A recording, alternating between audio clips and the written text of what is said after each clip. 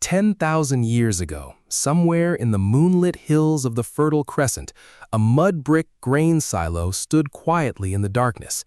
Inside, humanity's most important invention was stacked in neat rows: wheat, barley, the food surplus that would soon give rise to cities, writing, and empires. And that night, as on so many nights before, something slipped through a gap in the wall. Not a thief, not a predator hunting humans. A small, lean, golden-eyed creature moved low across the floor, as silent as smoke, following the scent of rats drawn to the grain. No one invited it in, no one tamed it, coaxed it, or bred it for this purpose.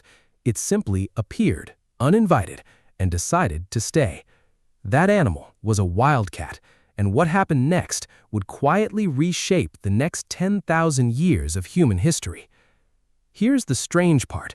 Unlike dogs, cattle, or horses, cats were never truly domesticated, at least not in the way we usually use that word. We didn't selectively breed them. We didn't shape them over generations to serve us. If anything, the story goes in the opposite direction. Cats entered human civilization on their own terms, took advantage of an opportunity we didn't even realize we had created, and never really left.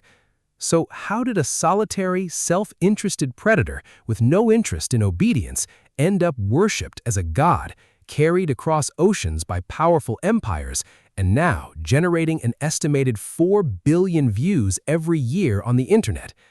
This isn't a story about humans adopting a pet. It's the story of a wild animal domesticating itself, and possibly, in ways we're only beginning to understand, domesticating us in return. We tend to place cats in the same category as dogs, cows, and chickens, animals that humans deliberately bred over thousands of years into something new. But geneticists who have sequenced the DNA of domestic cats have discovered something that is almost humbling for our species. The modern house cat is genetically almost identical to the African wildcat that first wandered into those Mesopotamian grain stores. The differences are surprisingly small, mostly involving tameness and coat patterns. Only a tiny fraction of the genetic changes humans produced in dogs, which diverged from wolves and were transformed almost beyond recognition through selective breeding. The timelines tell the same story. Dogs were shaped through roughly 15,000 years of deliberate human selection, bred for herding, guarding, hunting, companionship, with each trait carefully chosen and reinforced generation after generation. Cattle were bred for higher milk production, docility, and larger size. Horses were bred for speed, strength, and temperament. In every one of these cases, humans made the decisions. We selected the traits. We controlled the breeding. In a very real sense, we shaped these animals to serve specific purposes. Cats never went through that process. There was no ancient farmer selectively breeding the friendliest or most useful wildcats generation after generation. Instead, researchers believe something much closer to self-selection occurred. Wildcats that were slightly bolder and more comfortable around humans gained access to an extraordinary new food source. Rodents attracted to human grain stores, and they thrived. The more cautious and fearful cats remained in the wild. Over time, natural selection accomplished what deliberate human breeding did for every other domesticated species. Cats essentially domesticated themselves by deciding that living near humans was a smart survival strategy. This is why your house cat can survive perfectly well without you, why it can return to wild behavior within a generation or two if abandoned, and why, unlike a dog, it never developed a biological drive to please you. Instead, it developed a drive to benefit from you. Every other animal we domesticated was chosen, shaped, and molded to fit our needs through thousands of careful human control. Cats chose us, and the fossil record, the genetic evidence, and 10,000 years of history all point to the same remarkable conclusion. We didn't create this relationship. We simply found ourselves in a negotiation we never realized was happening, and we lost. By the time we reach ancient Egypt, roughly 4,000 years after that first wildcat slipped into a Mesopotamian grain store, something remarkable had happened. The uninvited pest control expert had become a god. Egyptians worshipped Bastet, a goddess portrayed with the head of a cat and associated with protection, fertility, and the home. Killing a cat in ancient Egypt, even by accident, could carry the death penalty. When a household cat died of natural causes, grieving family members reportedly shaved off their eyebrows as a sign of mourning. Cats were mummified by the thousands, wrapped in linen and buried with the same respect shown to human dead, sometimes accompanied by tiny mummified mice, presumably so the cat would not go hungry in the afterlife. When archaeologists excavated the ancient cat cemetery at Beni Hassan in the 19th century, they uncovered not dozens, not hundreds, but an estimated 80,000 cat mummies in a single burial site. It's tempting to see this as simple affection, ancient people falling in love with a charming animal the same way many of us do today. But look more closely, and a much more practical, strategic explanation begins to emerge. Egypt, its entire civilization depended on grain. The Nile's annual floods created some of the most fertile farmland on Earth, and Egyptian society developed an advanced system for growing, storing, and distributing grain to feed millions of people. That stored grain was, in a very real sense, the foundation of Egyptian power. It fed the population, supported the pharaoh's armies, and was traded throughout the ancient world. But that grain also faced a constant and relentless threat: rodents. An unchecked population of rats and mice could devastate a granary in just a matter of weeks, destroying the food reserves an entire region depended on to survive famine, drought, or a poor harvest. In a civilization so dependent on centralized grain storage, rodent control was not simply a household concern, it was a matter of national security. Cats were quite simply the most effective pest control technology available in the ancient world. A single cat could patrol and protect a granary from rodents more efficiently than any human effort, working for free and requiring no wages, no training, and no supervision. From the perspective of a civilization built on grain surplus, a cat was not a pet, it was essential infrastructure. And infrastructure that important receives protection. Elevating cats to a sacred, near-divine status was not just an expression of affection, it was an extraordinarily effective public policy. If killing a cat carried the threat of execution, and if cats were protected by both religious and legal authority, then society had created a powerful cultural system that ensured its most valuable pest control workforce would never be harmed, hunted, or driven away. In effect, the cat's job security was built directly into the foundation of the civilization's beliefs. There is even historical evidence suggesting that Egypt restricted the export of cats, and that the government organized missions to recover cats that had been smuggled out of the country, because losing such an effective form of pest control to a rival power was considered a genuine strategic risk. The punishment for killing a cat in ancient Egypt was death, and once you understand what a granary full of rotting, rat-infested grain could mean for a civilization living on the edge of famine, that punishment no longer seems merely superstitious. Instead, it begins to look like one of the most practical survival policies of the ancient world, expressed through the language of religion. If Egypt taught the ancient world that cats were valuable, it was trade and conquest that turned them into a global phenomenon. And once again, the driving force wasn't human affection, it was rats. Every ship that sailed during the ancient and medieval world carried the same hidden passengers: rodents. Rats didn't just consume cargoes of grain, rope, and dried food. They also chewed through wooden hulls, damaged rigging, and spread disease among crews confined together for weeks or even months at sea. A rat infestation on a long voyage wasn't a minor inconvenience. It could mean arriving with ruined cargo, or worse, losing crew members to illness before ever reaching land. Sailors quickly discovered the solution, and it was the same one Mesopotamian farmers had found thousands of years earlier: bring a cat. Phoenician traders, among the most successful merchant sailors of the ancient Mediterranean, are widely believed to have carried cats along their trade routes as they built a commercial network stretching from the Levant to Spain and North Africa. Wherever Phoenician ships docked, there was a good chance that a cat stepped ashore with the cargo, quietly establishing a new population in every port it reached. Roman expansion accelerated the process even further.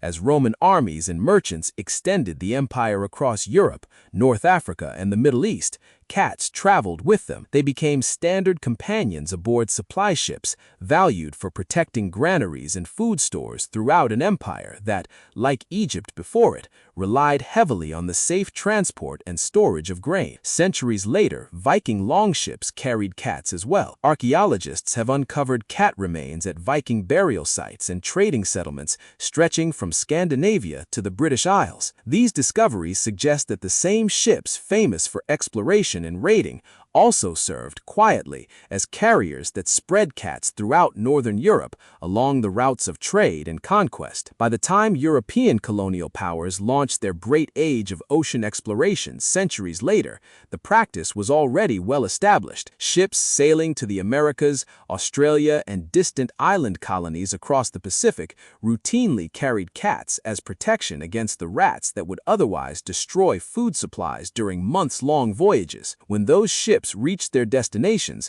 the cats came ashore, established themselves in new environments, and repeated the process all over again. What makes this story remarkable is how passive it was from the human perspective. No empire ever set out with a deliberate plan to spread cats across the world. No one was trying to achieve feline world domination. Cats simply traveled as practical companions, performing a job humans depended on, while quietly hitching rides on nearly every major wave of trade, migration, and conquest for more than 2,000 years. By the end of the colonial era, cats had reached nearly every inhabited continent on Earth, not because of any grand strategy of their own, but because they quietly attached themselves to the ambitions of empires that never viewed them as the central figures in the story. They only needed a boat. As it turned out, humanity kept building them. By this point, cats had spread across the world and secured their place as essential infrastructure. But over time, grain stores gave way to modern pest control, industrial agriculture, and refrigeration.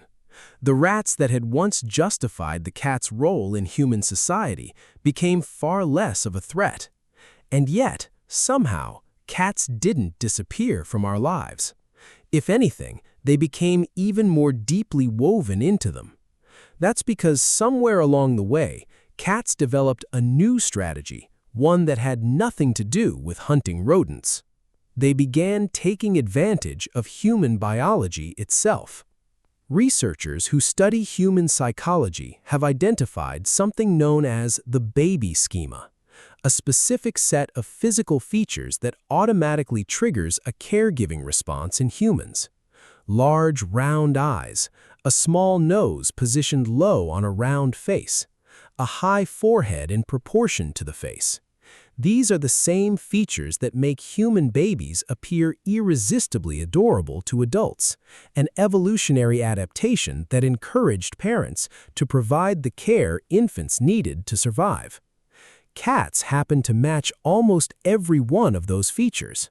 Their large, forward-facing eyes, small, flattened faces, and rounded heads activate the same caregiving response in the human brain that our own infants do.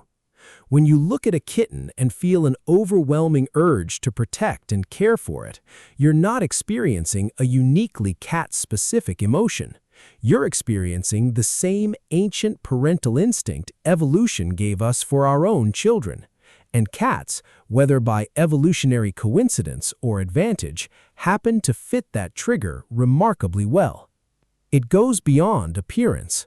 Researchers who study the sounds made by domestic cats have found that many cats produce a particular type of cry, subtly blended into their normal meow, that falls within a frequency range surprisingly similar to that of a human infant's cry.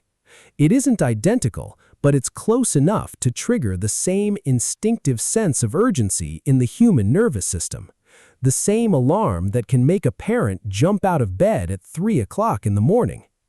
Some scientists believe this vocal trait evolved because cats living alongside humans gradually discovered over many generations that the cats capable of producing this sound were fed sooner, received attention more quickly, and got what they wanted more often.